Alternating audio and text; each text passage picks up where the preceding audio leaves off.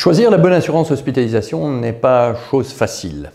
Vous pouvez la souscrire auprès d'une des mutualités, chrétienne, libérale, libre, neutre, socialiste, ou vous pouvez également vous tourner vers une compagnie d'assurance qui va proposer différentes solutions. De part et d'autre, des gammes de produits existent avec des garanties plus ou moins étendues et des prix à tous les budgets, à destination de tous les budgets.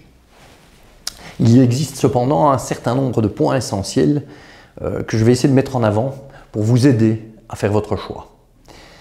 Peu de gens le savent, mais il est pourtant important de le connaître. Dans les mutualités, le système repose sur un mécanisme statutaire, un système statutaire. Quand vous êtes affilié dans une mutualité, il y a des assemblées générales représentant tous les membres de la mutualité qui se rassemblent et qui votent des statuts, sorte de règlement d'ordre intérieur. Évidemment, ça peut même avoir un impact sur les différents types de couverture des assurances complémentaires proposées. Ce qui veut dire que régulièrement, ces couvertures peuvent être modifiées par un vote de l'Assemblée générale. Au contraire, des compagnies d'assurance qui fondent dans des conditions générales d'un contrat, des obligations de part et d'autre.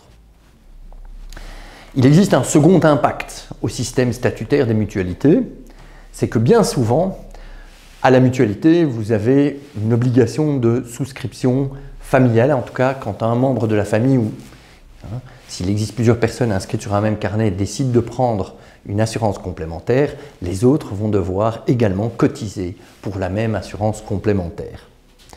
Il existe évidemment des cas d'exception, mais c'est cependant la règle générale qui l'emporte. Un deuxième élément qui distingue les mutualités et les compagnies d'assurance, c'est l'organisme de contrôle qui surveille leurs activités de part et d'autre. L'Office de contrôle des mutualités pour les mutuelles et la FSMA pour les compagnies d'assurance.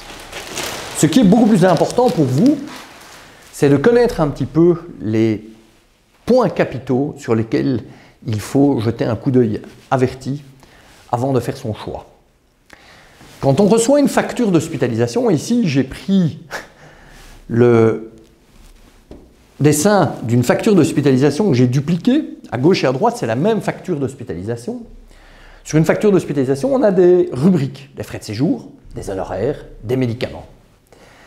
Nous allons regarder comment la plupart des mutualités, la grande majorité des mutualités et des compagnies d'assurance interviennent sur la facture d'hospitalisation et comment certains assureurs privés, ils sont peu nombreux, remboursent cette même facture d'hospitalisation.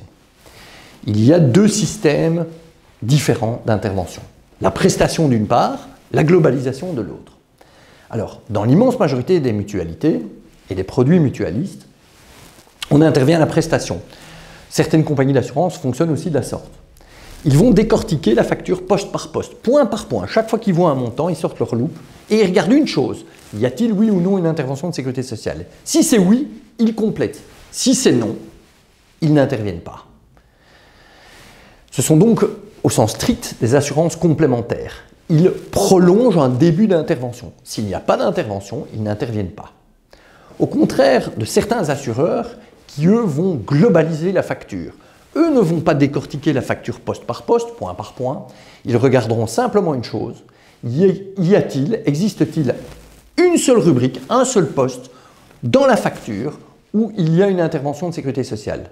Pour peu qu'il y ait un seul poste où il y a une intervention de sécurité sociale, alors ils interviennent sur l'entièreté de la facture. Un deuxième point intéressant, c'est de se rendre compte que les mots n'ont pas le même sens d'un côté et de l'autre. Beaucoup d'assureurs parlent d'une intervention à 100%, 200% ou 300%. Ouais, tout le monde se rend bien compte qu'il ne peut faire du bénéfice au terme d'une hospitalisation. Si 100% c'est tout, 200% ne peut être 2 fois tout et 300% 3 fois tout. Sinon on s'enrichirait.